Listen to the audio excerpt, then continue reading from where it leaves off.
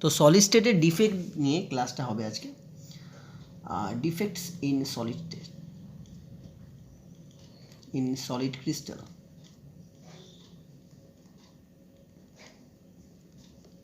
Mainly 3 types of defects হয়। One is impurity defect,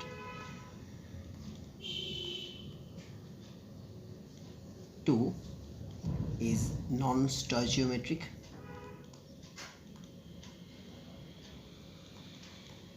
defect, and 3 is stoichiometric defect.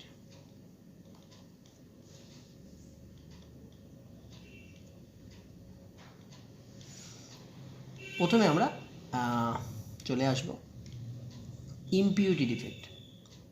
আমি কিছু crystal draw করার চেষ্টা করছি। এটা মেইনলি NaCl এর ক্রিস্টাল ধরে নেওয়া যাক, এটা মেইনলি NaCl এর ক্রিস্টাল।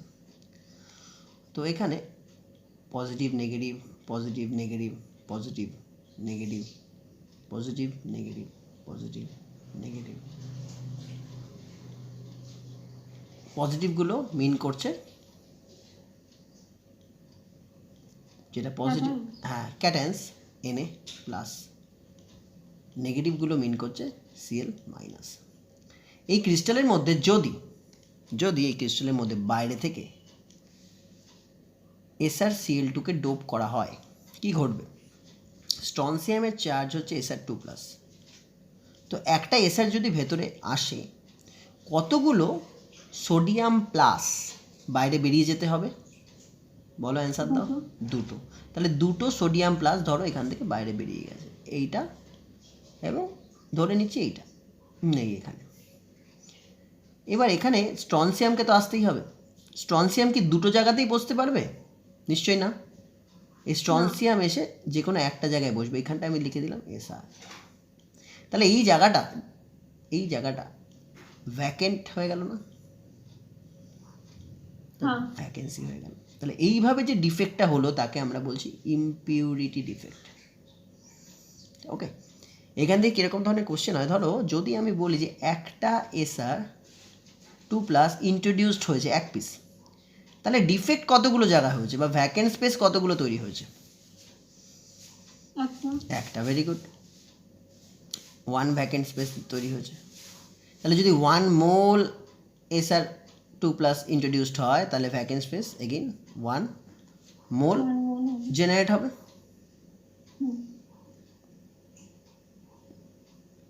জাস্ট এ মিনিট, অসুবিধা নেই, যারা লেট জয়েন করলে ক্লাসটা রেকর্ড হচ্ছে, পরে পেয়ে যাবে। 1 মোল Sr2 প্লাস যদি থাকে, তাহলে 1 মোল ভ্যাকেন্ট স্পেস জেনারেট করবে। এটাই যদি 10⁻³ মোল Sr থাকে, এটা IITর কোশ্চেন একবার এসছে, নিটেও আসতে পারে, এই জন্য এটা করাচ্ছি। 10⁻³ মোল Sr2 প্লাস যদি আমি এর ভেতরে ইন্ট্রোডিউসড করি, তাহলে ভ্যাকেন্ট স্পেস জেনারেট করবে 10⁻³ মোল। এবং IITতে এই কোশ্চেনটা এসেছিল এরকমভাবে যে 10⁻⁴ মোল percent SrCl2 if introduced in NaCl crystal, how many defects are obtained? How many vacant space are obtained? এই কোশ্চেন ছিল। কেউ বলতে পারবে অ্যান্সার কী হবে? নাজিয়া প্রথম থেকে ক্লাস করছো, বলতে পারবে? যারা লেট জয়েন করছো আমি জাস্ট একটু বলে দিচ্ছি যে NaCl এর পুরো গোটা ক্রিস্টাল আছে, তার ভেতরে আমি SrCl2 ইন্ট্রোডিউসড করছি। তাতে কি হবে, একটা Sr যদি ইন্ট্রোডিউসড হয়, দুটো Na বেরিয়ে আসবে চার্জ মেনটেন করার জন্য। কিন্তু একটা Sr তো দুটো ভ্যাকেন্ট স্পেসে বসবে না, যে কোনো একটা ভ্যাকেন্ট স্পেসে বসবে, তাহলে একটা ভ্যাকেন্সি রিমেইন করবে, থেকে যাবে, পারসিস্ট করবে। তাহলে আমি যদি বলি একটা Sr ইন্ট্রোডিউস করেছি, তাহলে ভ্যাকেন্সি একটা জেনারেট করলো। সেরকমই যদি 10⁻³ মোল Sr দিই, তাহলে 10⁻³ মোল ভ্যাকেন্সি জেনারেট করবে। আমি এখন বলছি 10⁻⁴ মোল পারসেন্ট SrCl2 ইন্ট্রোডিউসড হয়েছে ইন NaCl ক্রিস্টাল, তাহলে total number of vacant space কতগুলো হয়েছে বল? 6 × 10⁻18। Very good, very good. এটা কী করে করেছো, যারা বুঝলে না তাদের জন্য একটু বলে দিই, খুব সুন্দর করেছো। এটা হবে এরকমভাবে, 10⁻⁴ মোলসকে আমরা যদি নাম্বারে নেই, অ্যাভোগাড্রো নাম্বার দিয়ে মাল্টিপ্লাই করতে হবে, ইন্টু 1/100, কেন পার্সেন্ট বলেছে। তাহলে Na × 10⁻⁶, এই ক্লাসটা মনে হয় অন্য একটা ক্লাসে এটা নিয়ে ডিসকাস করা হচ্ছে। যাই হোক, ইম্পিউরিটি ডিফেক্ট এটাই, এইখান থেকে এই ধরনের কোশ্চেনই আসতে পারে। সেকেন্ড টাইপ অফ ডিফেক্ট হচ্ছে নন স্টয়চিওমেট্রিক ডিফেক্ট। এবার এই নন স্টয়চিওমেট্রিক ডিফেক্ট, এটার জন্য আমি আলাদা পেজ নেব। নন স্টয়চিওমেট্রিক,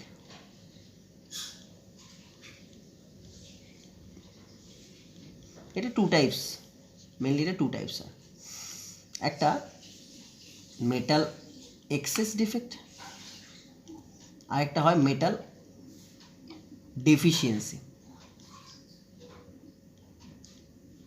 মেটাল ডেফিসিয়েন্সি, তো মেটাল এক্সেস ডিফেক্টে কী হয় দেখো, এটার জন্য একটা রিপ্রেজেন্টেশন করি। এটা ধরো NaCl এর crystal,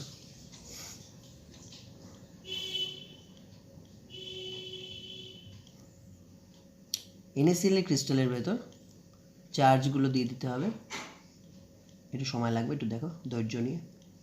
plus minus minus plus minus plus minus plus minus.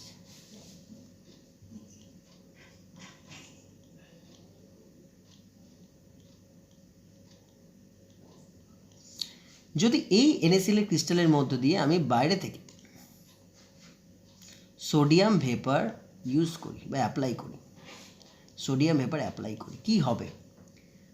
এই ক্রিস্টালের বাইরে, এখানে দেখিয়ে দিচ্ছি, এই ক্রিস্টালের বাইরে একটা সোডিয়ামের লেয়ার পড়ে আসবে। এখানে সব বাইরে সোডিয়াম আছে, সোডিয়াম ভেপার আছে, সোডিয়াম ভেপার আছে।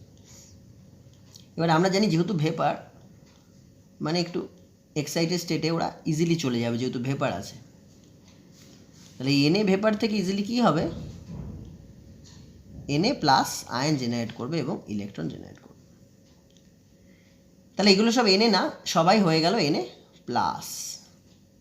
তাহলে বাইরে Na প্লাসের ডেন্সিটি অনেক বেশি ভেতরে Na প্লাসের থেকে, কারণ ভেতরে কী আছে, ক্রিস্টাল আছে, NaCl আছে। তাহলে বাইরে Na প্লাসের ডেন্সিটি অনেক বেশি, তাই জন্য ভেতর থেকে যে Cl মাইনাসগুলো আছে ওরা অ্যাট্রাক্টেড হয়ে যাবে। এই যে Cl মাইনাসগুলো দেখতে পাচ্ছ, এই ধরো মাইনাস, এই একটা মাইনাসকে আমি হাইলাইট করলাম, এই একটা মাইনাসকে হাইলাইট করলাম, এই মাইনাসগুলো কী হবে, বাইরে বেরিয়ে আসবে। কোথায় চলে আসবে? এই সোডিয়ামের দিকে চলে আসবে, কেন বাইরে সোডিয়ামের ডেন্সিটি বেশি। তাহলে কী হবে বাইরে, কী হবে রিয়াকশানটা, বাইরে রিয়াকশানটা হবে এই যে Na প্লাস তাদের দিকে বেরিয়ে এলো ভেতর থেকে Cl মাইনাস, বাইরে আমার NaCl এর ক্রিস্টাল জেনারেট করবে, ভেতর থেকে কিন্তু জিনিসটা ফাঁকা হতে থাকবে। তাহলে দুটো সাইড ফাঁকা হয়ে গেল, Cl মাইনাস বেরিয়ে এলো। এরকম যদি হয় তাহলে ওভারঅল ক্রিস্টালের যে চার্জ সেটা ব্যালেন্স থাকছে না, নেগেটিভ চার্জ কমে যাচ্ছে, পজিটিভ চার্জ বেড়ে যাচ্ছে। তো নেগেটিভ চার্জকে ব্যালেন্স করার জন্য এখান থেকে যে সোডিয়াম আয়ন জেনারেট করেছিল, সেই সোডিয়াম, প্রত্যেকটা সোডিয়াম ভেপার থেকে তো ইলেকট্রন বেরিয়েছে, সেই ইলেকট্রনগুলো আবার এই নেগেটিভ জায়গাটা ব্যালেন্স করবে, যেখানে নেগেটিভের ডেফিসিয়েন্সি হয়ে গেছিলো, এটা ব্যালেন্স করবে। ওকে, তাহলে ক্রিস্টালটা কী জেনারেট করলো এখানে একটু দেখে নিই ছবিতে। আলটিমেটলি কী জেনারেট করলো, কিছু কিছু Cl মাইনাস ভেতর থেকে বাইরে বেরিয়েছে, তাহলে আমরা কি বলবো, অ্যানায়ন কমেছে, তাই তো? তাই জন্য এই ডিফেক্টের আরেকটা নাম দেওয়া হলো অ্যানায়ন ভ্যাকেন্সি, অ্যানায়ন ভ্যাকেন্সি। আর কি হতে পারে নাম, যদি Cl মাইনাস কমে যায় তার মানে বলবো রিলেটিভলি মেটাল প্লাসের চার্জ বেড়েছে বা মেটাল প্লাসের নাম্বার বেড়েছে, তাহলে এটাকে বলবো মেটাল এক্সেস ডিফেক্ট। আচ্ছা, তোমরা কেউ বলতে পারবে ওভারঅল ডেন্সিটি কি কমলো না বাড়লো? ওভারঅল ডেন্সিটি কি বেড়েছে না কমেছে? কেন? Cl মাইনাস তো বাইরে বেরিয়েছে, Cl মাইনাস বাইরে বেরিয়েছে, Cl এর তো একটা মাস আছে, তারা তো বাইরে বেরিয়ে যাচ্ছে, তাহলে ডেন্সিটি, ওভারঅল ডেন্সিটি কী হবে?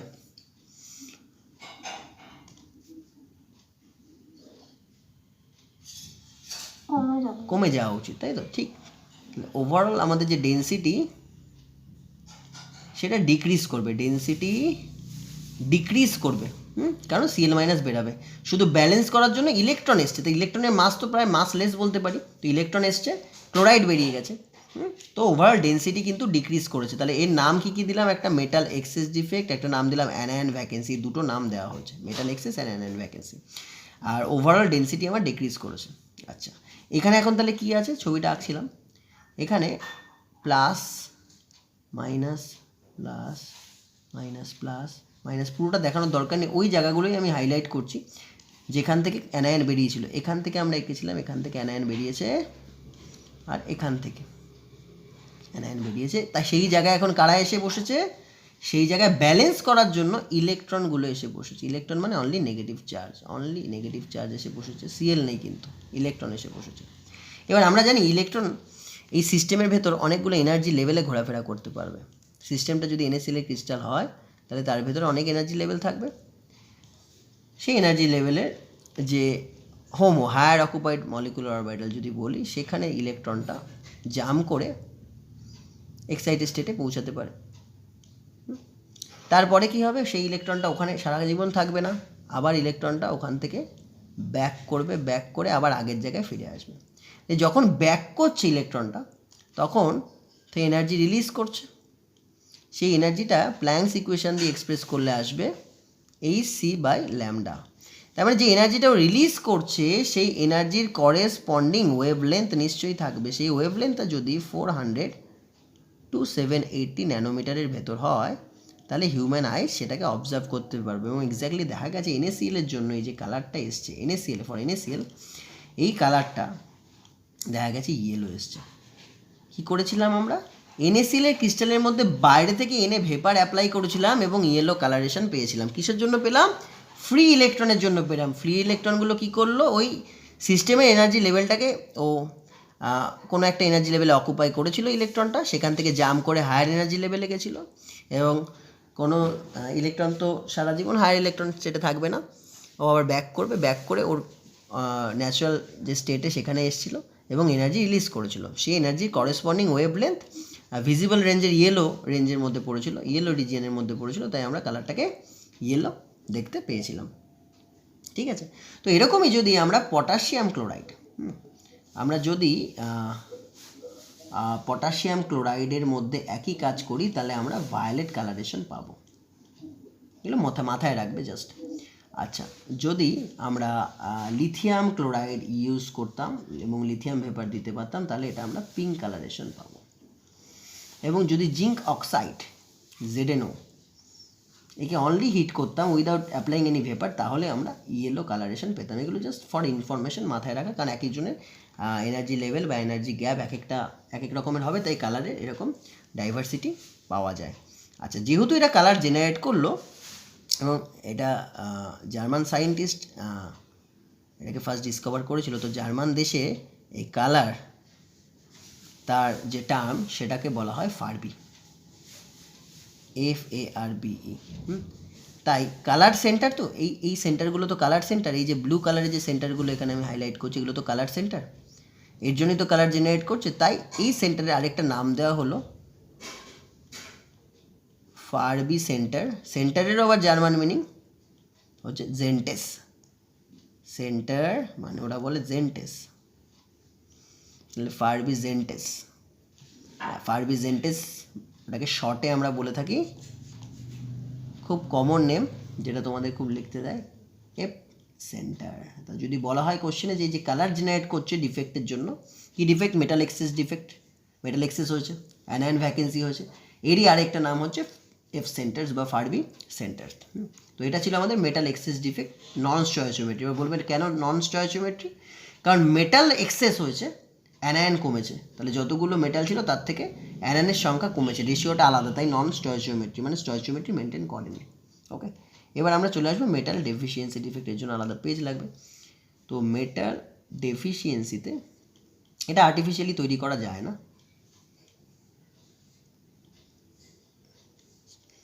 এটা ন্যাচারাল প্রসেসে হয়। ন্যাচারালি ফেরাস অক্সাইডের তোমরা বলো তো ফর্মুলা কী আছে, ফেরাস অক্সাইডের ফর্মুলা কী আছে, কে বলতে পারবে? ফেরাস অক্সাইড Fe হচ্ছে ফেরাস অক্সাইডের ফর্মুলা, কিন্তু ডিফেক্টেড FeOতে ফর্মুলাটা একটু চেঞ্জ থাকে। Fe 0.98O থাকে, কখনো 0.96O, 0.88O এরকম থাকে। তার মানে কি মেটাল ডেফিসিয়েন্সি, মেটালের নাম্বার তার মানে রিলেটিভলি অক্সিজেনের যা নাম্বার তার থেকে কম আছে।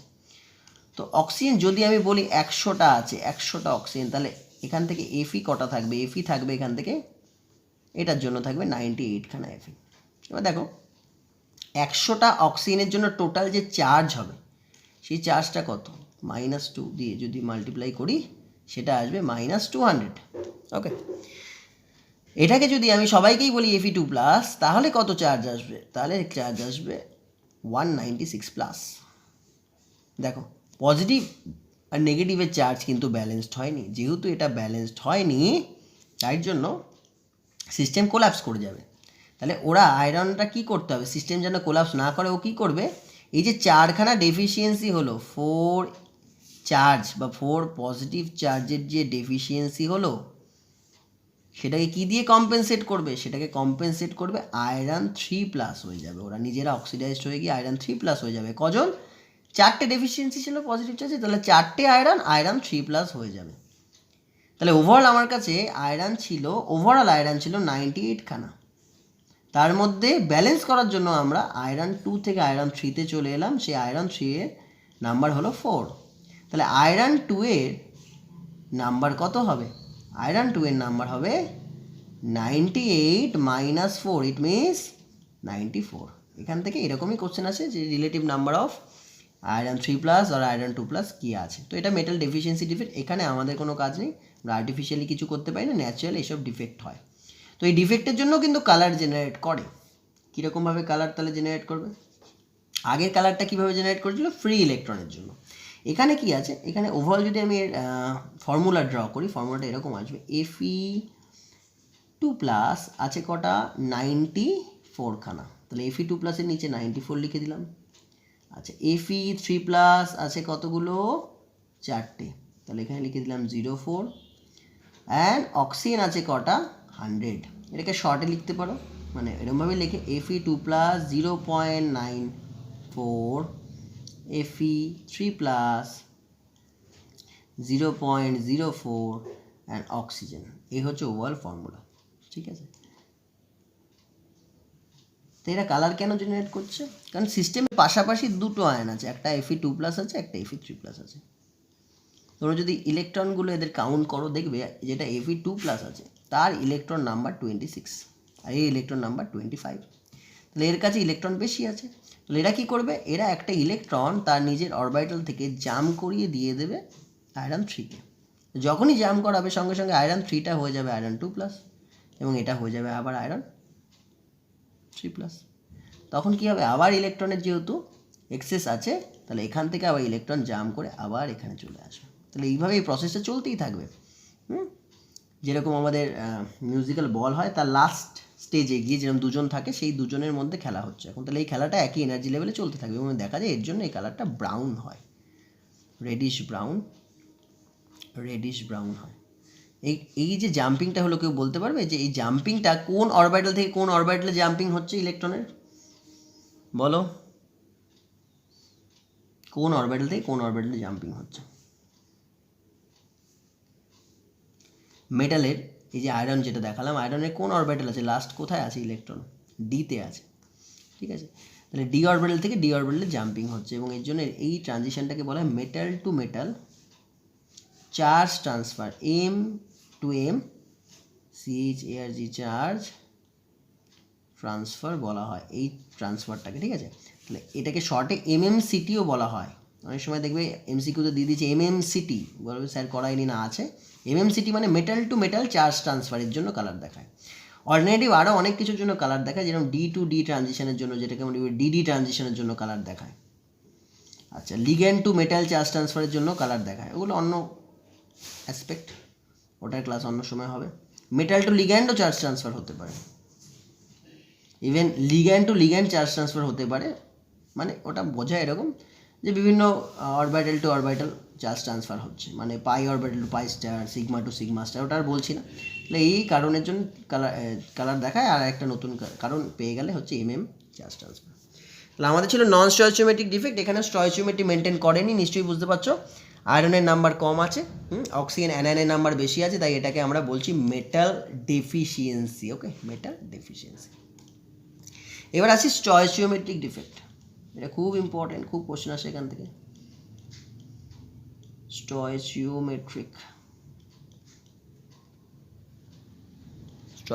ডিফেক্ট, এটাও দু রকমের হয়, একটাকে বলা হয় ভ্যাকেন্সি ডিফেক্ট, এটাকে বলা interstitial defect. Interstitial defect. Vacancy defect দুটো জায়গায় হতে পারে, একটা হচ্ছে নন আয়নিক, আরেকটা হতে পারে আয়নিকের জন্য। সেম ইন্টারস্টিশিয়াল ডিফেক্টও সেম, নন আয়নিক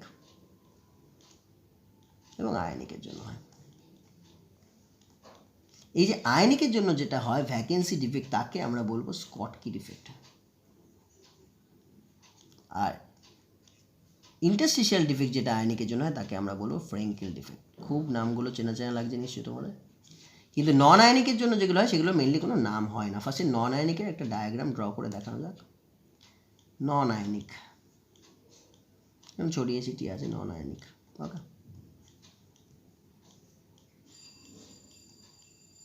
দেখা গেল কোনো কারণে নন আয়নিক মানে কি কমপ্লিটলি পজিটিভ বা নেগেটিভ চার্জ নেই, পার্শিয়াল পজিটিভ নেগেটিভ চার্জ আছে, তাই আমি তবুও এটাকে প্লাস মাইনাস লিখবো। পার্শিয়াল মনে রাখো, পার্শিয়াল, তবুও প্লাস মাইনাস লিখছি। কিংবা তোমরা চাইলে কালার চেঞ্জ করে দিতে পারো। এইগুলো সব মানে পার্শিয়াল পজিটিভ, যেগুলো রেড দিয়ে করলাম সব পার্শিয়াল, সব পার্শিয়াল পজিটিভ যেগুলো রেড দিয়ে আমরা করছি।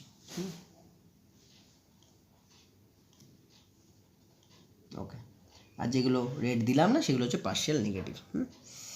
দেখা গেল কোনো কারণে একটা পার্শিয়াল পজিটিভ মিসিং হয়ে গেল, একটা পার্শিয়াল পজিটিভ মানে রেড কালারেরগুলোকে আমরা বলছি পার্শিয়াল, কোনো কারণে একটা পার্শিয়াল পজিটিভ মিসিং তার নিজের জায়গা থেকে। পার্শিয়াল পজিটিভ বলতে মানে পার্শিয়াল বলতে পার্শিয়াল বলতে দেখো কোভ্যালেন্ট ক্রিস্টাল হয় তো, সবসময় যে আয়নিক ক্রিস্টাল হবে তা না, আমি বলছি না নন আয়নিক ক্রিস্টাল।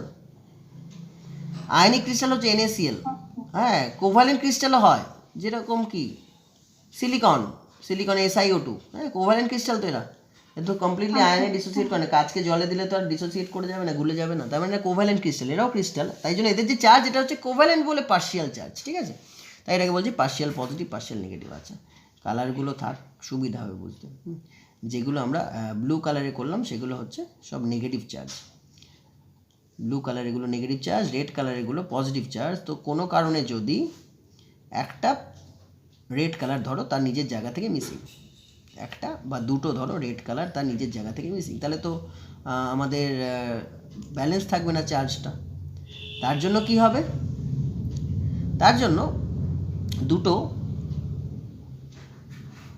ব্লু কালারও তার নিজের জায়গা থেকে মিসিং থাকবে, তাহলে আলটিমেটলি সেই জায়গাগুলো কি হয়ে যাবে, ভ্যাকেন্ট হয়ে যাবে। তাহলে রেড কালারের কোথায় কোথায় মিসিং ছিল, এখানে একটা রেড মিসিং আছে এবং এখানে একটা রেড মিসিং আছে, তার জন্য কি হলো, এখানে ব্লু মিসিং আছে, এখানেও ব্লু মিসিং আছে, তাহলে এই জায়গাগুলো ভ্যাকেন্ট হয়ে রইলো। হ্যাঁ, তাহলে একে আমরা নাম দিয়েছি ভ্যাকেন্সি ডিফেক্ট। ওকে, তাহলে ভ্যাকেন্সি ডিফেক্টে কী হয়, ডেন্সিটি কী হয়,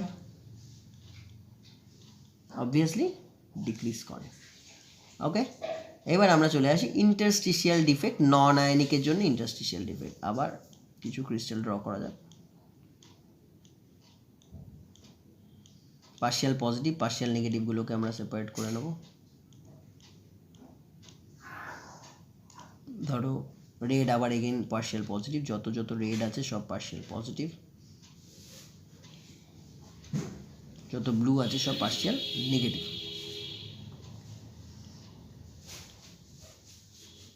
ওকে, যত ব্লু আছে, ব্লু দিচ্ছি না গ্রিন দিচ্ছি, যেগুলো গ্রিন আছে সেগুলো সব পার্শিয়াল নেগেটিভ। ইন্টারস্টিশিয়াল ডিফেক্ট মানে কি, কোনো কারণে ধরো বাইরে থেকে এই ভ্যাকেন্ট স্পেসগুলোতে, যেগুলোকে আমরা বলি ইন্টারস্টিশিয়াল স্পেস, ফাঁকা ফাঁকা থাকে, এটা জাস্ট ফর সিম্পলিসিটি আমরা একটু গ্যাপে এঁকেছি, এরকম তো গ্যাপ থাকে না, এগুলো কাছে থাকে, এরকম থাকে, কাছে থাকে, এই সিম্পলিসিটির জন্য করা, এরকম কাছে থাকে। কাছে থাকলেও কি হবে দেখবে এই জায়গাগুলো না ইন্টারস্টিশিয়াল সেট, ইন্টারস্টিশিয়াল পজিশন বলে এগুলোকে। জাস্ট আমি এর দিকে কতক্ষণ ক্লাস হবে, ঠিক আছে, এইগুলোকে আমরা বলি ইন্টারস্টিশিয়াল পজিশন, যেই জায়গায় কোনো অ্যাটম থাকে না, মানে ভয়েড স্পেস। এই ভয়েড স্পেসগুলো খুবই ছোট ছোট হয়, তবুও দেখা গেল এই ভয়েড স্পেসগুলোতে বাইরে থেকে একটা পজিটিভ কোথা থেকে চলে এলো, বাইরে থেকে একটা পজিটিভ চলে এলো, এখানে একটা পজিটিভ চলে এলো, এখানে একটা পজিটিভ চলে এলো। তাই একে ব্যালেন্স করার জন্য বাইরে থেকে ইন্টারস্টিশিয়াল পজিশনে কিছু নেগেটিভও চলে আসবে। এখানে একটা নেগেটিভ চলে আসলো, ধরো সাপোজ এখানে একটা নেগেটিভ চলে আসলো, তাহলে এগুলো সব এক্সেস এসছে। কোনগুলো এক্সেস এসছে মার্ক করি আমরা, এটা এক্সেস, এটা এক্সেস, এটা এক্সেস, এটা এক্সেস। তাহলে ইন্টারস্টিশিয়াল পজিশনগুলোতে কিছু এক্সট্রা চার্জ আসে। সো এতে কী হবে, ডেন্সিটি অবভিয়াসলি ডিক্রিজ হবে না, ইনক্রিজড হবে। এবং এই ডিফেক্টের নাম বলবো ইন্টারস্টিশিয়াল ডিফেক্ট। কেন ইন্টারস্টিশিয়াল ডিফেক্ট? কারণ ইন্টারস্টিশিয়াল পজিশনগুলো এখানে ফিল আপ হয়ে গেল এই স্টয়চিওমেট্রিক ডিফেক্ট। এগুলো নন আয়নিকে বললাম। এবার আয়নিকে এই দুটোই একটু অন্যরকম হবে, একটু দেখতে থাকো। আয়নিকের জন্য পেজ, নতুন পেজ নেওয়া হলো। তাহলে আয়নিকের জন্য এই যদি আমি ভ্যাকেন্সি ডিফেক্ট করি, ফার্স্ট একটু স্ট্রাকচারগুলো ড্র করা যায়। ধরো NaCl এর ক্রিস্টাল, NaCl এর ক্রিস্টাল কোনো কারণে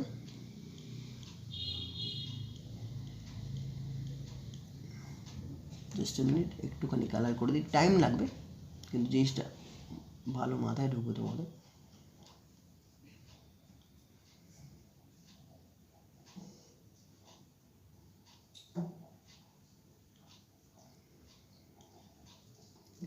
যেগুলো রেড কালারের দেখছো সেগুলো সব Na+, যেগুলো রেড কালারের দেখছো সেগুলো সব Na+। তাহলে অবভিয়াসলি যেগুলোতে কালার দিইনি সেগুলো হবে Cl-, ঠিক আছে। রেড যেগুলো আছে সেগুলো হবে Na+, যেটা কোনো কালার দেওয়া নেই, ইয়ে আছে সেটা হচ্ছে Cl-। এইবার কোনো কারণে ডিফেক্ট মানেই তো কিছু এক্সট্রা আসবে বা ভেতর থেকে বেরিয়ে যাবে। কোনো কারণে দেখা গেল কোনো জায়গায় কোনো জায়গায় Na+ মিসিং আছে, Na+ মিসিং আছে। তার আগে একটু বুঝিয়ে নিতে একটু প্রবলেম হবে কালার যদি না দেওয়া থাকে। এই যে এই কালারগুলো দেখছো গ্রিন কালার, এগুলো সব Cl-,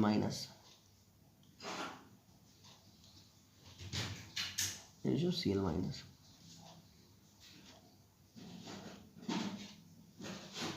কোনো কারণে কিছু কিছু জায়গা থেকে Na+ দেখা গেল মিসিং আছে। এখানে থেকে একটা Na+ মিসিং আছে, এখান থেকে দেখা গেল একটা Na+ মিসিং আছে। তাহলে ব্যালেন্স রাখার জন্য আমাকে কি করতে লাগবে, কিছু Cl- কেও মিসিং করাতে লাগবে। এখান থেকে দেখা গেল Cl- মিসিং, এখান থেকেও দেখা গেল Cl- মিসিং। তাহলে আলটিমেটলি ডেন্সিটি কী হলো, এতে কমে গেল। তাহলে ডেন্সিটি এখানেও কমছে, শুধু ডিফারেন্সটা কি, এখানে আয়নিক ক্রিস্টালের জন্য হচ্ছে, আয়নিক ক্রিস্টালের জন্য NaCl ক্রিস্টালের জন্য হচ্ছে। এবং এই ডিফেক্টের নাম আমরা দিলাম, শর্টকি ডিফেক্ট। ওকে, তাহলে এতে কি হচ্ছে, ভ্যাকেন্সি তৈরি হচ্ছে। তাহলে ভ্যাকেন্সি ডিফেক্ট ফর আয়নিক, তার নাম হয়ে গেল স্কটকি, অর সরি ভুল বললাম, হ্যাঁ ঠিকই বলেছি, স্কটকি ডিফেক্ট। এটার নাম হচ্ছে স্কটকি ডিফেক্ট। এতে কী হয়, ডেন্সিটি কমে যায়। এটার সাথে একটু কম্পেয়ার করি আমরা, কিছু ক্রিস্টাল ড্র করা যাক। এটা এরকমভাবে না, এটাকে একটু ছোটো বড়ো করে ড্র করবো। আগেরটা কিন্তু দুটোরই ক্যাটায়ন অ্যানায়নের সাইজ রিলেটিভলি সেম রেখেছিলাম, এখানে সেম রাখছি না। ক্যাটায়নটাকে একটু স্মল, অ্যানায়নটাকে একটু বেশি বড় করছি। ক্যাটায়ন স্মল, অ্যানায়ন বড়, কারণ আছে।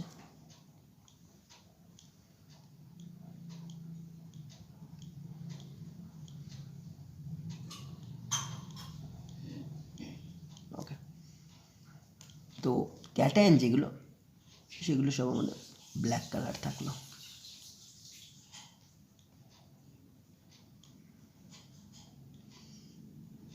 কোনো কারণে দেখা গেল কোনো একটা ক্যাটায়ন তার নিজের পজিশন থেকে ডিফেক্টের জন্য বাইরে বেরালো,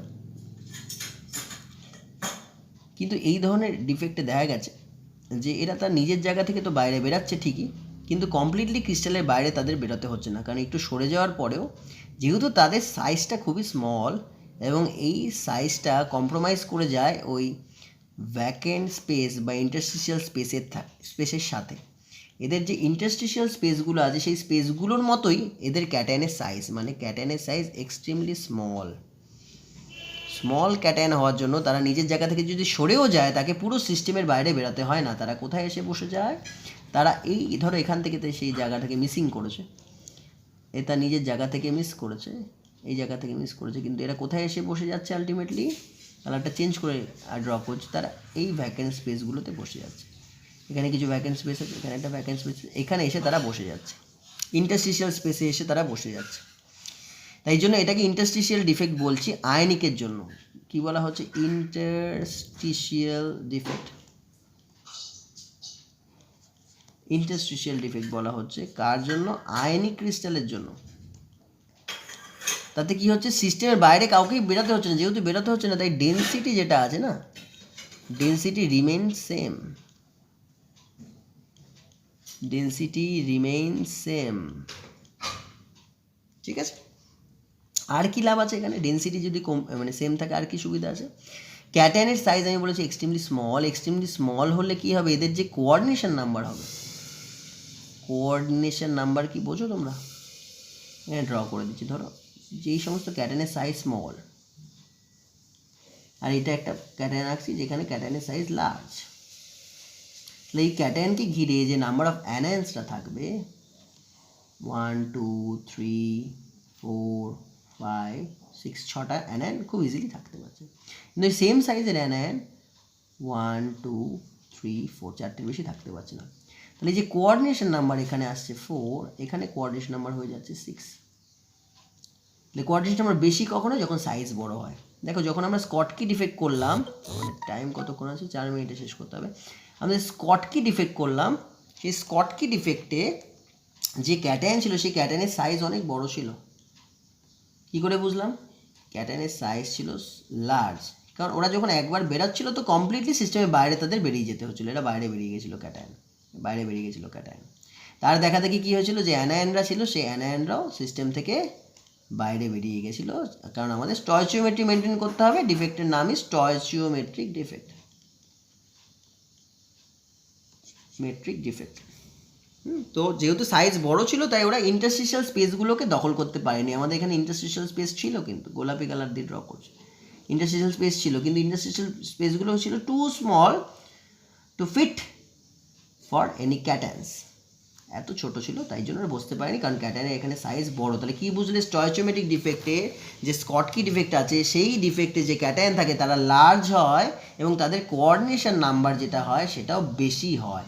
6 to 8 কোঅর্ডিনেশন নাম্বার হয়েই থাকে, কোঅর্ডিনেশন নাম্বার। আর যেটা আমাদের ইন্টারস্টিশিয়াল ডিফেক্ট হয় সেই ডিফেক্টের যে ক্যাটায়ন হয় সেই ক্যাটায়নের সাইজ টু স্মল হয়, তাই জন্য এদের যে কোঅর্ডিনেশন নাম্বার সেটা 4 থাকে, ম্যাক্স 6 হতে পারে, 4 থাকে ধরে নাও। আর কি হয়? স্মল হওয়ার জন্য কোঅর্ডিনেশন নাম্বার কম হয়। আর কি হয়? ডেনসিটি এখানে সেম থাকে আর এখানে ডেনসিটি কমে যায়, যেহেতু এটা সিস্টেম থেকে বাইরে বেরোচ্ছে। এটা একটা নাম আছে, এটা অ্যাকর্ডিং টু সায়েন্টিস্ট এটার নাম দেওয়া হয়েছে ফ্রেঙ্কেল ডিফেক্ট। এইগুলোই আমাদের ডিফেক্টের মধ্যে। আমাদের ডিফেক্টের ক্লাস মোটামুটি শেষ এখান থেকে, আর ডিফেক্ট কিছু আসবে না। হ্যাঁ, তোমরা বুঝবে কী করে কোন ধরনের ক্যাটায়ন কী করবে? বুঝবে কী করে? যেটা পিরিয়ড টেবিলের লেফট হ্যান্ড সাইডে আছে, পিরিয়ড টেবিল আছে আমাদের, ধরো period table, period table, period টেবিলে যারা লেফট হ্যান্ড সাইডে আছে তাদের সাইজ অবভিয়াসলি, যারা লেফট হ্যান্ড সাইডে থাকে তাদের সাইজ অবভিয়াসলি কী হয়? বড় হয় না ছোট হয়? কে বলতে পারবে?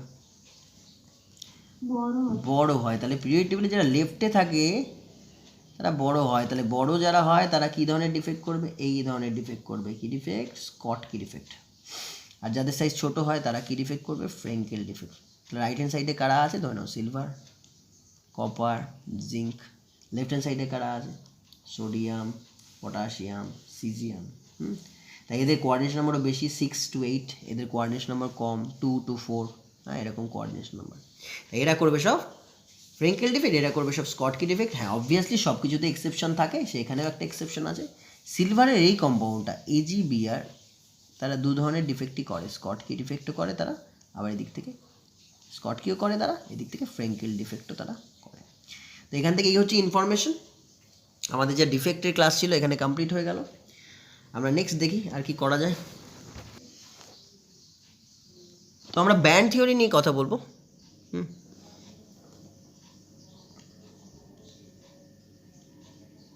ব্যান্ড থিওরি, ধরো সাপোজ সোডিয়ামে ইলেকট্রনিক কনফিগারেশন কি? 1s2, 2s2, 2p6, 3s1, metal একটা। তাহলে এই মেটালের অনেকগুলো এনার্জি লেভেল আছে, 1s, 2s, 2p, 3s। এটা একটা সোডিয়াম অ্যাটম নিয়ে যখন আমি কথা বলছি তখন এই ব্যাপারটা আসছে। তাহলে সোডিয়াম অ্যাটমের energy level 1s 2s 2p 3s। 1s এ দুটো ইলেকট্রন থাকে, এখানে দুটো ইলেকট্রন থাকে, টোটাল পিতে আমাদের 6টা ইলেকট্রন থাকে, এসে এখানে একটা ইলেকট্রন থাকে। কিন্তু যখন আমি সোডিয়াম মেটাল নিয়ে কথা বলবো তখন কিন্তু একটা পার্টিকুলার অ্যাটমের কোনো এক্সিস্টেন্স নেই, ওরা গোষ্ঠীবদ্ধভাবে একটা কমিউনিটি নিয়ে ওরা বাস করছে। এটাকে আমি একটু রিজেম্বল করাবো তোমাদের পিকনিকের সাথে। ধরো তোমরা পিকনিকে গেছো 50টা ফ্যামিলি নিয়ে, 50 ফ্যামিলিস, বেশি নিলাম না, 50 ফ্যামিলিস নিয়ে পিকনিকে গেছো। পিকনিকে অনেক রকম এজ গ্রুপে মানুষ থাকবে। কীরকম? তোমাদের যে গার্জিয়ানরা, যারা গার্জিয়ানরা তোমাদের পিকনিকে গেছো, তোমাদের বাবারা থাকবেন একটা এজ গ্রুপ নিয়ে, ঠিক আছে? মায়েদের একটা এজ গ্রুপ থাকবে, মায়েদের থাকবে, আর তোমাদের আমাদের বা ধরো আমরাই পিকনিকে গেছি, আমাদের একটা এজ গ্রুপ থাকবে, তোমাদের যে 17-18 বয়সে একটা এজ গ্রুপ থাকবে। ধরো 3টে এজ গ্রুপ আছে। তো যখন আমরা পিকনিকে যাই তখন কি হয়, প্রত্যেকটা ফ্যামিলি মেম্বার কি নিজেদের মধ্যে শুধু গল্প করে পিকনিক গার্ডেনে গিয়ে? এই 3জন আছি ধরো আমরা, বাবা মা আমি, তাহলে আমরা 3জনই কি নিজেদের মধ্যে কমিউনিকেট করব? পিকনিকে গেলে কি হয় তোমরা একটু বলবে? না, কি হয় এক্স্যাক্টলি, কি হয়? কেউ অবজার্ভ করেছো কি হয় এক্স্যাক্টলি? কারা কাদের সাথে গল্পটা বেশি করে? হ্যাঁ, যে যার এজ গ্রুপের মধ্যে গল্প করে, এক্স্যাক্টলি। মানে বাবারা বাবাদের সাথে, এই ধরনের বাবারা রয়েছে, তারা নিজেদের মধ্যে একটা অঞ্চল বানিয়ে নেবে যেখানে সব আঙ্কেলদেরকে পাওয়া যাবে, ওকে, সব আন্টিদেরকে পাওয়া যাবে একটা এজ গ্রুপের মধ্যে, দেখবে তাদেরকে সব একসাথে পাওয়া যাবে, এবং তোমাদেরকে দেখা যাবে একটা আলাদা জায়গায় তোমরাও তোমাদের মতো গ্রুপ বানিয়ে খেলা করছো, হ্যাঁ, এরকম পাওয়া যাবে। তাহলে এই যে জায়গাগুলো হয়ে গেল না, এখানেও দেখো রিজেম্বল করো, যখন আমি একটা সোডিয়াম না পুরো সোডিয়াম মেটাল নিয়েছি, তখন যত সোডিয়ামের 1s আছে সবার যেহেতু এনার্জি সেম, তাহলে ওরা সব 1sগুলো একসাথে হয়ে গিয়ে একটা অঞ্চল তৈরি করবে, এটাকে আমরা বলবো ব্যান্ড। এক্স্যাক্টলি সেরকমই 2sও সেটা করবে, সেটা 2s ব্যান্ড হয়ে যাবে, ওকে। 2pও সেটা করবে, সেটা 2p ব্যান্ড হয়ে যাবে। ব্যান্ড মানে কিন্তু পুরো কমিউনিটিটা নিয়ে কথা বলছি আমি, 2p ব্যান্ড হয়ে যাবে, হ্যাঁ। আর 3s যেটা, 3sও ব্যান্ড হয়ে যাবে। 3s কোনটাকে? 3sটাকে রিজেম্বল করেছি আমি বাচ্চাদের সাথে, ছোট এজ গ্রুপের সাথে। যদি পিকনিক গার্ডেনে কেউ মিসিং থাকে, কখনো দেখবে না কারো বাবারা মিসিং বা মায়েরা মিসিং হলে বাচ্চারাই মিসিং হবে। কেন? কারণ ওরা খুব চঞ্চল, ওরা বেশি ছোটাছুটি করে, তাদেরকে আমরা ভ্যালেন্স শেলের সাথে বা ভ্যালেন্স অরবাইটালের সাথে কম্পেয়ার করছি, কারণ ভ্যালেন্স অরবাইটাল ইলেকট্রনে কিন্তু ছোটাছুটি করবে, হয়তো পিকনিক গার্ডেনের এরিয়া পেরিয়ে সে বাইরে বেরিয়ে। তো আমরা একটু রিজিউম করছি আমাদের ক্লাসটা। আমরা বলছিলাম এরকম যে হ্যাঁ, যদি কাউকে মিসিং পাওয়া যায় তাহলে তাদেরকে পাওয়া যাবে কি, বাচ্চারাই হয়তো মিসিং। বাচ্চারা বলতে আমি বলছি ভ্যালেন্স শেলের অরবাইটাল থেকে যে ইলেকট্রনগুলো আছে সেরাই হয়তো মিসিং হবে, কারণ তারা পিকনিক গার্ডেনের যে এরিয়া, সেই এরিয়াটা বা যে বাউন্ডারিটা আছে সেই বাউন্ডারিটা ক্রস করে তারা বাইরে বেরিয়ে যেতে পারে। যে বাউন্ডারি ক্রস করে যে তারা বাইরে চলে যাচ্ছে, এই বাইরে কোনো একটা রিজিয়নে তারা চলে যাচ্ছে, সেই রিজিয়নটাকে, এই বাইরের এই রিজিয়নটাকে আমরা বলছি কন্ডাকশন রিজিয়ন। Conduction region. তার আগে একটু বলে নিই, এই যে ব্যান্ডগুলো বললাম, এই ব্যান্ডের কিছু 1s 2s 2p 3s এর ব্যান্ড ছিল, তাদের মধ্যে এই যে ভ্যালেন্স অরবাইটাল নিয়ে, ভ্যালেন্স ইলেকট্রন নিয়ে যেই ব্যান্ডটা তৈরি হয়েছে তাদের নাম আমি দিয়ে দিচ্ছি ভ্যালেন্স ব্যান্ড। আর যদি কোনো ইলেকট্রন বাউন্ডারি পেরিয়ে বাইরে চলে যায় তাহলে সেই যে অঞ্চলটায় বা যে ব্যান্ডটায়, হাইপোথেটিক্যাল যে ব্যান্ডটায় তারা ঘুরে বেড়াবে, তাকে আমরা বলছি কন্ডাকশন ব্যান্ড। এবার একটু সাইডে চলে আসো, সাইডে এখানে আমরা ড্র করে দেখে নিচ্ছি যে ডায়াগ্রামটা কীরকম হতে পারে। এখানে এটা ধরো ভ্যালেন্স ব্যান্ড, এটা ভ্যালেন্স ব্যান্ড কোনো মেটালের জন্য, এটা অন্য কোনো মেটালের জন্য ভ্যালেন্স ব্যান্ড, এটা অন্য কোনো মেটালের জন্য ভ্যালেন্স ব্যান্ড, ওকে। আচ্ছা, এটা কি? এটা কন্ডাকশন ব্যান্ড। এক্সাম্পল 1 এর জন্য এটা কন্ডাকশন ব্যান্ড, এটা সেট 2 তার জন্য কন্ডাকশন ব্যান্ড, এবং এটা সেট 3 তার জন্য কন্ডাকশন ব্যান্ড। এই ভ্যালেন্স ব্যান্ড আর কন্ডাকশন ব্যান্ডের মধ্যে দেখো একটা দারুণ গ্যাপ আছে। কোনটায়? আমাদের যে অপশন 3 বা সেট 3তে যে এক্সাম্পলটা আমরা নিচ্ছি তার মধ্যে একটা দারুণ গ্যাপ আছে। এই যে গ্যাপটা, এই গ্যাপটাকে বলা হয় ফরবিডেন গ্যাপ। কি বলছি? এই গ্যাপটাকে বলা হচ্ছে ফরবিডেন গ্যাপ। মানে এখান থেকে ইলেকট্রন কোনোভাবেই ভ্যালেন্স ব্যান্ড থেকে ভিবি ভ্যালেন্স ব্যান্ড থেকে কন্ডাকশন ব্যান্ড সিবিতে যেতে পারবে না। এটা ভ্যালেন্স ব্যান্ড, কন্ডাকশন ব্যান্ড, এটা ভ্যালেন্স ব্যান্ড এবং কন্ডাকশন ব্যান্ড। এই ধরনের এলিমেন্টের জন্য কখনোই ভ্যালেন্স ব্যান্ড থেকে কন্ডাকশন ব্যান্ডে কোনো ইলেকট্রন যেতে পারবে না। মানে যদি বলি যে পিকনিক গার্ডেনের যে বাউন্ডারি সেটা খুব স্ট্রিক্ট বাউন্ডারি, ওই বাউন্ডারির বাইরে কোনো বাচ্চাই যেতে পারবে না। কাদের জন্য? এদেরকে বলা হয় ইনসুলেটর। ইনসুলেটরের জন্য যে ইলেকট্রনস আছে সেই ইলেকট্রনসগুলো কখনোই ফরবিডেন এনার্জি গ্যাপ থেকে কন্ডাকশন ব্যান্ডে যেতে পারবে না, তাই এরা ইলেকট্রিসিটি কন্ডাক্ট করতে পারে না। আর সেট ওয়ানে আমরা যে এক্সাম্পলটা দিলাম সেখানে কি আছে? সেখানে ভ্যালেন্স ব্যান্ড এবং কন্ডাকশন ব্যান্ড তাদের মধ্যে একটা ওভারল্যাপিং জোন আছে। এই জায়গাটা থেকে ওভারল্যাপিং জোন, মানে এই রাস্তা দিয়ে তারা খুব ইজিলি ভ্যালেন্স ব্যান্ড থেকে কন্ডাকশন ব্যান্ডে মুভ করে যেতে পারে। এই ইলেকট্রনগুলো খুব ইজিলি তারা ভ্যালেন্স ব্যান্ড থেকে কন্ডাকশন ব্যান্ডে মুভ করে যেতে পারে।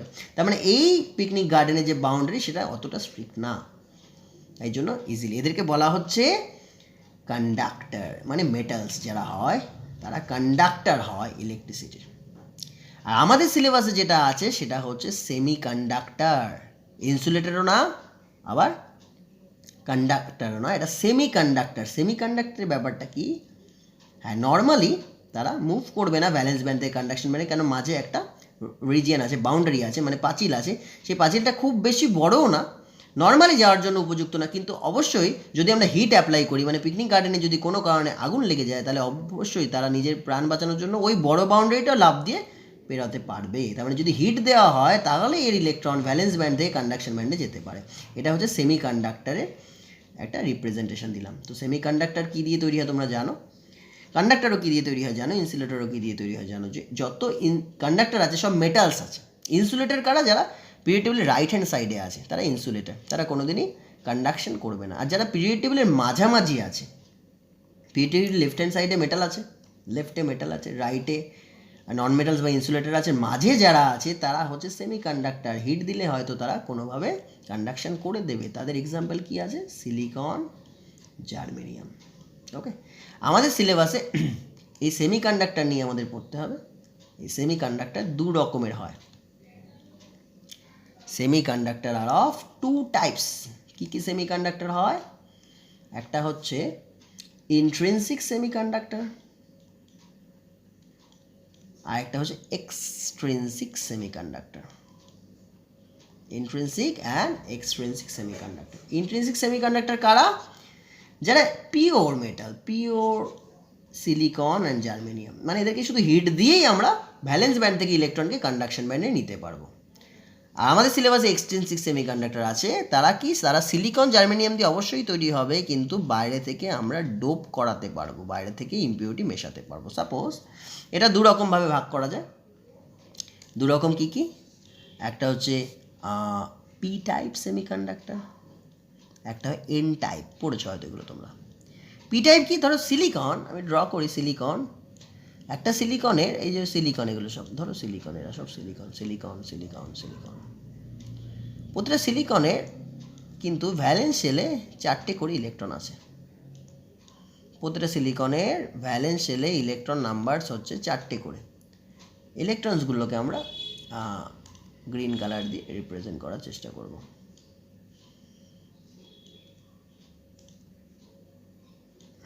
ইলেকট্রনগুলোকে আমরা ছোট্ট করে গ্রিন কালার দিয়ে রিপ্রেজেন্ট করার চেষ্টা করব। এই সিলিকন, আবার এই সিলিকনের 4টে ইলেকট্রন, ওই সিলিকনেরও 4টে ইলেকট্রন। প্রত্যেকটা সিলিকনের 4টে করে ইলেকট্রনস আছে। এটা তোমরা বাড়িতে নিজেরা ড্র করে নিতে পারো।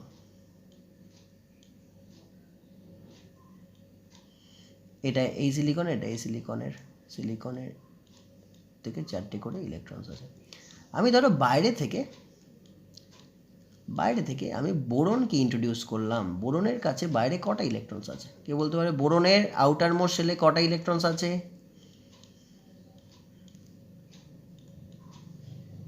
বলো, বোরনের আউটার মোস্ট শেলে কটা ইলেকট্রনস আছে?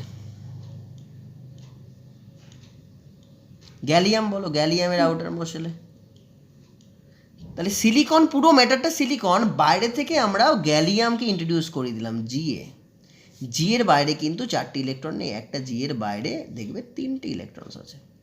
তাহলে যদি ভেতরে কোনো একটা জায়গায় আমি গ্যালিয়াম দিয়ে দিই, গ্যালিয়াম রেড কালারের দিয়ে দিলাম, তাহলে কিন্তু দেখবো আমরা একটা সবুজ কালার মিসিং আছে, মানে একটা ইলেকট্রনস কিন্তু সেখানে কম আছে। এই জায়গাটা আমি মুছে দিলাম এবং সেই জায়গাটায় কী আছে, সেই জায়গাটা ভ্যাকেন্ট হয়ে আছে, ব্ল্যাক কালার দিয়ে ভ্যাকেন্ট করে দিলাম। এরকম একটা না, অনেকগুলো জায়গায় ধরো আমি এরকম ডোপিং করাতে সক্ষম হয়েছি, এগুলো সব ভ্যাকেন্ট। তাহলে একটা একটা করে তার ইলেকট্রন ভ্যাকেন্ট আছে এবং সেখানটাকে আমরা জাস্ট হোল্ড করে দিচ্ছি। এটাকে আমরা বলবো ইলেকট্রন বিহীন, মানে এটাকে বলবো পজিটিভ হোল। ইলেকট্রন মানে নেগেটিভ, তো এখানে ইলেকট্রন নেই, তাই এর নাম দেওয়া হচ্ছে সব পজিটিভ হোল। এটার নাম দেওয়া হচ্ছে কি, সব পজিটিভ হোল। তারা ইলেকট্রন বিহীন একটা কিছু। তাহলে যখনই এখানে ইলেকট্রন কম আছে, বাকি জায়গায় ইলেকট্রন আছে, এরা কি করবে, এই পাশের থেকে ইলেকট্রনকে সাক করবে, নিজেরা টেনে নেবে। একটা ইলেকট্রনকে এখান থেকে নিজের দিকে টেনে নেবে, আর একটা ইলেকট্রনকে পাশ থেকে টেনে নেবে। যখনই পাশ থেকে টেনে নেবে, এখানে একটা হোল জেনারেট হয়ে যাবে, সেখানে সে আবার তার পাশ থেকে ইলেকট্রনকে টেনে নেবে, এখানে হোল হবে, সে তার পাশ থেকে ইলেকট্রনকে টেনে নেবে। এইভাবে ইলেকট্রনের দেখো একটা মুভমেন্ট, সুন্দর মুভমেন্ট শুরু হয়ে গেছে ইলেকট্রনের। এই পাশ থেকে টেনে নেবে, এই ইলেকট্রনটা এখানে চলে আসবে, এরটা এখানে চলে আসবে, এরটা এখানে চলে আসবে, এইভাবে ইলেকট্রন ফ্লো করতে শুরু করে দেবে। তাহলে উইদাউট অ্যাপ্লাইং এনি হিট, আমি খুব মজার জিনিসটা যে একটা হিট ছাড়াও কি করে ইমপিউরিটি ইন্ট্রোডিউস করে কি সুন্দর ইলেকট্রিসিটি কন্ডাক্ট হয়ে যাচ্ছে।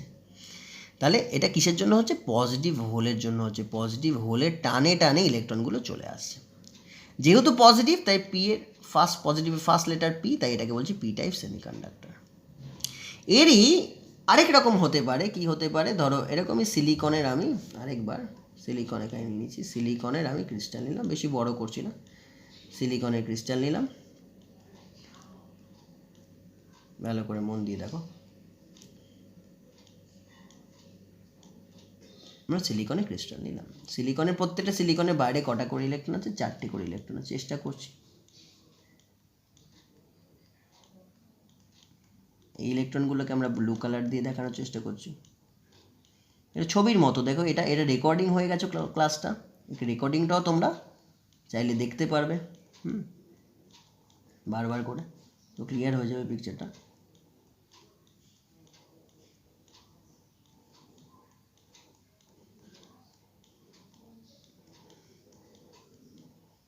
ওকে, মোটামুটি হয়েছে, ওকে হয়ে গেছে। বাইরে থেকে, সিলিকনের বাইরে থেকে যদি আমরা ধরো জার্মেনিয়াম তো সিলিকনের সাথে আছে, ধরো বাইরে থেকে আমরা আর্সেনিক ডোপ করালাম, আর্সেনিকের বাইরে কিন্তু 5টা ইলেকট্রন থাকে। তাহলে একটা আর্সেনিক যখন ভেতরে চলে আসবে, ধরো আর্সেনিক গ্রিন, এখানে আর্সেনিক, এই জায়গায় আর্সেনিক চলে এলো, ও কিন্তু একা আসবে না, ও কি আসবে, ও একটা করে ইলেকট্রন বেশি নিয়ে আসবে। সেই বেশি ইলেকট্রনটাকে আমরা এখানে ব্ল্যাক কালার দিয়ে রিপ্রেজেন্ট করছি। এই আর্সেনিকের বাইরে বেশি ইলেকট্রন আছে, কটা আছে, 5টা, 1 2 3 4 5, একটা বেশি। আচ্ছা, এখানেও তাই কটা আসবে, তাহলে 5টা ইলেকট্রন আসবে, 1 2 3 4 5। এরও কটা আসবে, 5টা, 1 2 3 4 5। আর বাদ বাকিগুলোতে যেখানে জার্মেনিয়াম মানে আসেনি, আর্সেনিক আসেনি, সেখানে নর্মাল যেরকম ইলেকট্রন ছিল সেরকম আছে। তো এই যে এক্সট্রা ইলেকট্রনগুলো এলো, সেই এক্সট্রা ইলেকট্রনগুলোকে আমরা একটু মার্ক করে দিচ্ছি এই কালার দিয়ে। এইখানে একটা এক্সট্রা ইলেকট্রন এসছে, এক্সট্রা ইলেকট্রন, এখানে এক্সট্রা ইলেকট্রন এসছে, এখানে এক্সট্রা ইলেকট্রন এসছে। এক্সট্রা ইলেকট্রনগুলোকে আমরা বলছি মোবাইল ইলেকট্রন, কারণ এটা অনেকটা মিউজিক্যাল চেয়ারের মতো। ধরো মিউজিক্যাল চেয়ার আমার কাছে আছে 6টা, বা মিউজিক্যাল চেয়ার আমার কাছে আছে 8টা, কিন্তু পার্টিসিপেন্টস আছে 9টা। তখন কী হয়, পার্টিসিপেন্টসের মধ্যে ধাক্কাধাক্কি হয় এবং চেয়ারটা দখল করার চেষ্টা করে। এখানেও তাই, প্রত্যেকটা সিলিকনের বাইরে অরবাইটাল আছে 4টে, কিন্তু কিছু কিছু আর্সেনিক তার 5টা করে ইলেকট্রন নিয়ে আসে, তাহলে একটা করে ইলেকট্রন এক্সেস আছে, তাই এগুলোকে আমরা বলছি সব নেগেটিভ বা মোবাইল ইলেকট্রনস। এগুলোকে আমরা বলছি সব, এদের নাম দিচ্ছি আমরা মোবাইল ইলেকট্রনস। নামগুলো খুব লাগবে জয়েন্টে, মোবাইল ইলেকট্রনস। এই মোবাইল ইলেকট্রনসগুলোর জন্যই আমাদের কন্ডাক্টিভিটি হচ্ছে। কি হয়, এই মোবাইল ইলেকট্রনস কী করবে, পাশের সিলিকনের অরবাইটাল দখল করে নেবে, বসতে চাইবে, সেই ইলেকট্রনটাকে নক আউট করে দেবে। সেই ইলেকট্রনটা বেরিয়ে কী করবে, পাশের ইলেকট্রনকে নক আউট করবে। সেই ইলেকট্রন আবার বেরিয়ে কী করবে, তার পাশেরটাকে নক আউট করবে। সে তার পাশেরটাকে নক আউট করবে, সে তার পাশেরটাকে নক আউট করবে। এইভাবে ইলেকট্রনের ফ্লো চলতে থাকবে। এখান থেকে যে এক্সেস ইলেকট্রনটা আছে, সে এইখানে ইলেকট্রনটা এখান থেকে এসে একে নক আউট করবে, সে আবার একে নক আউট করবে, এ আবার একে নক আউট করবে, এ আবার একে নক আউট করবে, এ আবার একে নক আউট করবে। এইভাবে মুভমেন্ট চলতে থাকে। তাহলে উইদাউট অ্যাপ্লাইং এনি হিট আমি খুব সুন্দরভাবে ইলেকট্রন মুভ করতে পেরেছি। তাহলে ইলেকট্রিসিটি কন্ডাক্ট করবে। যেহেতু মোবাইল ইলেকট্রন এবং ইলেকট্রনের চার্জ নেগেটিভ হয়, নেগেটিভের ফার্স্ট লেটার এন, তাই এটাকে এন টাইপ সেমিকন্ডাক্টর বলে। তাহলে খুব সহজ ভাষায় বললাম, সিলিকন, জার্মেনিয়াম যারা আছে তারা সব গ্রুপ 14 এলিমেন্ট। যদি গ্রুপ 14 এলিমেন্টসকে কেউ গ্রুপ 13 এলিমেন্টস দিয়ে ডোপ করানোর চেষ্টা করে, তাহলে যে ডোপ মানে তাহলে যেই ইম্পিউরিটি জেনারেট করবে তাকে বলা, বা যে সেমিকন্ডাক্টর জেনারেট করবে তাকে বলা হবে পি টাইপ সেমিকন্ডাক্টর। আর যদি গ্রুপ 14কে আমরা গ্রুপ 15 দিয়ে ডোপ করানোর চেষ্টা করি, তাহলে একটা ইলেকট্রন এক্সট্রা হয়ে যাবে, তাকে আমরা বলবো এন টাইপ সেমিকন্ডাক্টর। তো P type N type semiconductor I think clear হলো সবার জন্য। ওকে, নেক্সট ক্লাসে যাওয়া যাক। ম্যাগনেটিজম নিয়ে কথা হবে। মেনলি তোমরা ক্লাস 11-এ প্যারাম্যাগনেটিজম, ডায়াম্যাগনেটিজম বুঝে এসছো। আমরা ম্যাগনেটিজম বলছি। প্যারা ডায়া তোমরা পড়ে এসছো, এটা নিয়ে বলার কিছু নেই। আই থিঙ্ক প্যারা তোমরা জানো যে যদি আনপেয়ার্ড ইলেকট্রনস থাকে প্যারা, যদি আনপেয়ার্ড ইলেকট্রন না থাকে মানে সব পেয়ার অফ ইলেকট্রন থাকে, তাহলে সেটা ডায়াম্যাগনেটিক সাবস্টেন্স হয়। এটা তোমরা এমও থিওরি করেও জানবে, মলিকুলার অরবিটাল থিওরিতেও পেয়েছো। প্যারাম্যাগনেটিক সাবস্টেন্সের কিছু এক্সাম্পল আমি দিয়ে দিচ্ছি, যেরকম অক্সিজেন হতে পারে, না অক্সিজেন 2-, নাইট্রোজেন এক্স্যাক্টলি, ওয়াটার হতে পারে, বেনজিন হতে পারে। আচ্ছা, ডায়াম্যাগনেটিক সাবস্টেন্সের কি এক্সাম্পল হতে পারে, B2 হতে পারে, O2 হতে পারে। ভুল বলছি নাকি? পুরোটাই উল্টো হলো। তো প্যারাম্যাগনেটিক সাবস্টেন্সের এগুলো হচ্ছে example, B2, O2। Diamagnetic সাবস্টেন্সের example হচ্ছে এগুলো যেগুলো দিলাম। যাই হোক, তো প্যারাম্যাগনেটিক সাবস্টেন্সে কী হয়, প্যারাম্যাগনেটিক সাবস্টেন্সে যে ইলেকট্রনগুলো থাকে সব আনপেয়ার থাকে, কিন্তু তারা ইউনিডিরেকশনাল থাকে না, যে যার মতো একটা অ্যালাইন্ড হয়ে থাকে। এবার কী হয়, যখন আমরা বাইরে থেকে একটা ম্যাগনেটিক ফিল্ড দিই, এর ভেতর বাইরে থেকে একটা বড় ম্যাগনেট রেখেছি যার নর্থ পোল সাউথ পোল আছে, একটা বড় ম্যাগনেট ধরে রাখা হয়েছে এরকম। তাহলে এই ম্যাগনেট ফিল্ডের সংস্পর্শে এসে এরা কি হয়, কিছুক্ষণের জন্য অ্যালাইনমেন্ট তৈরি করে নিজেদের। আবার যে ম্যাগনেটটাকে আমরা এখান থেকে সরিয়ে নিই, ও আবার আগের মতো হয়ে যায়। এটা প্যারাম্যাগনেটিক সাবস্টেন্স। ডায়াম্যাগনেটিক সাবস্টেন্সে এটাও তুমি করতে পারবে না, কারণ ডায়াম্যাগনেটিক সাবস্টেন্সে কী হয়, যে ইলেকট্রনগুলো থাকে তারা সব নিজেরা পেয়ার হয়ে থাকে। এবার সেটা যেই অ্যালাইনমেন্ট করেই থাকুক না কেন, আলটিমেটলি তো একজন একজনকে ক্যান্সেলই করে দিচ্ছে।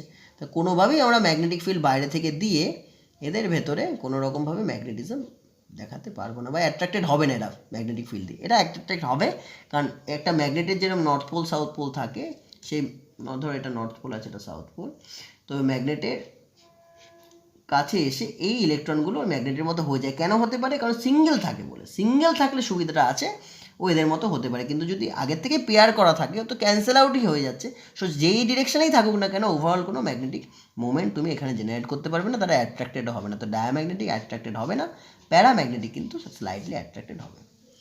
কিন্তু এর বাইরে আরও ম্যাগনেটিজম হয়, সেগুলো হচ্ছে আমরা ক্লাস 12 এখন পড়ব। Ferromagnetic substance, antiferromagnetic substance and ferrimagnetic substance. আচ্ছা, এখানে তোমরা ব্যান্ড থিওরি পড়লে এবং ব্যান্ড ব্যাপারটা বুঝলে। ব্যান্ড হচ্ছে একটা বড় অঞ্চল যেখানে সব এনার্জি লেভেলে ইলেকট্রনগুলো একসাথে পাওয়া যায়। ব্যান্ডেরই যদি ছোট অঞ্চলকে ভাগ করি, ছোট্ট অঞ্চলকে ভাগ করি, তাকে তাহলে বলা হবে ডোমেইন। কি বলছি, ডোমেইন বলবো, ডোমেইন। দেবে গোডাডিতে ডোমেইন পাওয়া যাচ্ছে কিনতে। ডোমেইন মানে ছোট ছোট জায়গা, ওয়েবসাইট। তো ফেরোম্যাগনেটিক ডোমেইন যদি আমরা দেখি, ওপর থেকে দেখি, যদি দেখা যাবে এদের ইলেকট্রনগুলো না দারুণভাবে একটা সুন্দর অ্যালাইনমেন্ট বজায় রাখে এবং সবাই সেম দিকে অ্যালাইন হয়ে থাকে। ফেরোম্যাগনেটিক সাবস্টেন্স তুমি অ্যাপ্লাই করো ম্যাগনেটিক ফিল্ড বা না অ্যাপ্লাই করো, এরকমভাবেই থাকে। অ্যান্টি ফেরোম্যাগনেটিকে কী থাকে, একজন যদি এদিক মুখ করে থাকে তাহলে আরেকজন অবভিয়াসলি যদি এদিক মুখ করে থাকে, একজন অবভিয়াসলি তার অপোজিটে অ্যালাইন্ড হয়ে থাকে। তাই আলটিমেটলি তুমি নেট কোনো ম্যাগনেটিক মুভমেন্ট এখানে জেনারেট করতে পারবে না। তাই অ্যান্টি ফেরো ম্যাগনেটিক অনেকটা ডায়ার মতোই, ডায়াকেই রিজেম্বল করছে। তো এদের মধ্যে সেরকম কোনো ম্যাগনেটিক ফিল্ড দ্বারা এরা অ্যাট্রাক্টেড হবে না। ফেরোতে কী হয়, ফেরোটা প্যারার থেকেও বেটার, কারণ এরা অ্যাপ্লাই করো তুমি ম্যাগনেটিক ফিল্ড বা না করো, ওরা সেম অ্যালাইনমেন্টে থাকে। তাহলে সেম অ্যালাইনমেন্টে থাকলে কি north pole south pole easily generate হয়। তাই জন্য এদেরকে সহজে আমরা ম্যাগনেটেও জেনারেট করতে পারবো, এদেরকে সহজে আমরা ম্যাগনেটে জেনারেট করতে পারবো। তাহলে ferromagnetic substance mainly nickel, cobalt, iron এগুলো দিয়ে থাকে। এরা ম্যাগনেটিক সাবস্টেন্স কাকে বলছি? যাদেরকে সহজে ম্যাগনেট বানানো যায় তাদের ম্যাগনেটিক সাবস্টেন্স বলছি। মানে এই ধরনের স্টুডেন্টরা অনেক সিনসিয়ার বা ওবিডিয়েন্ট স্টুডেন্ট, তারা সবাই তার নিজের ডিরেকশনে সবসময় রয়েছে, এলোমেলো ছড়িয়ে ছিটিয়ে নেই। এই ধরনের স্টুডেন্টকে যদি আমরা বলি তারা ঠিক একই দিকে, তাদের ডিরেকশনটা একই দিকে না, যে আমাদের একটা নির্দিষ্ট টার্গেট আছে সেরকম না, তারা ছড়িয়ে ছিটিয়ে থাকে। মানে তাদের মেন্টালিটিটা কখনো এটা করছে, কখনো এটা করছে, কখনো গেম খেলছে, কখনো এমনি খেলছে, কখনো ঘুরে বেড়াচ্ছে। কিন্তু যারা ওবিডিয়েন্ট স্টুডেন্ট তাদের সবসময় একদিকে ফোকাস থাকবে। তো এই ধরনের সাবস্টেন্সগুলোকে আমরা বলবো অনেক ওবিডিয়েন্ট সাবস্টেন্স ইলেকট্রনের দিক থেকে, কারণ একই দিকে তাদের ফোকাস আছে এবং তাদেরকে ইজিলি ম্যাগনেটে পরিণত করা যাবে, তারা দামি জিনিস অনেক। আর ফেরি ম্যাগনেটটা কি? ফেরি ম্যাগনেটটা দুজনের মাঝে পড়ে গেছে, না তারা ফেরো না তারা অ্যান্টি ফেরো। তাদের মধ্যে কি হয়েছে, দেখা গেল দুটো ইলেকট্রন, একটা ডোমেন নিলাম, দেখা গেল দুটো ইলেকট্রন এইদিকে মুখ করে আছে, দুটো ইলেকট্রন অপোজিটে মুখ করে আছে, আবার একটা ইলেকট্রন ওপরের দিকে, আবার দুটো ইলেকট্রন নিচের দিকে। তাহলে দেখা গেল কি ওভারঅল নিচের দিকে যদি তুমি দেখো, তাহলে তুমি একজন, দুজন, তিনজন, চারজনকে পাচ্ছ। আবার ওপরের দিকে পাচ্ছ কজনকে? একজন, দুজন, তিনজন। তাহলে ওভারঅল নেট একটা ম্যাগনেটিক ফিল্ড এদের মধ্যে থাকেই। তাহলে ফেরি ম্যাগনেটিসে নেট ম্যাগনেটিক ফিল্ড থাকে। তারা ফেরোর মতো অত দামি সাবস্টেন্স নয়, তারা অনেকটা প্যারার মতো বলতে পারো। তো এই ডোমেন দিয়ে তোমাদের হয়তো কোশ্চেন করতে পারে, যেটা পেরা না ফেরো না ফেরি না অ্যান্টিফেরো। কয়েকটা এক্সাম্পল আছে, এক্সাম্পলগুলো তোমরা নিজেরা মুখস্থ করে নেবে। তাহলে এই ছিল আজকে থিওরি ক্লাস। থিওরি ক্লাস এখানেই ছাড়লাম। আয়নিক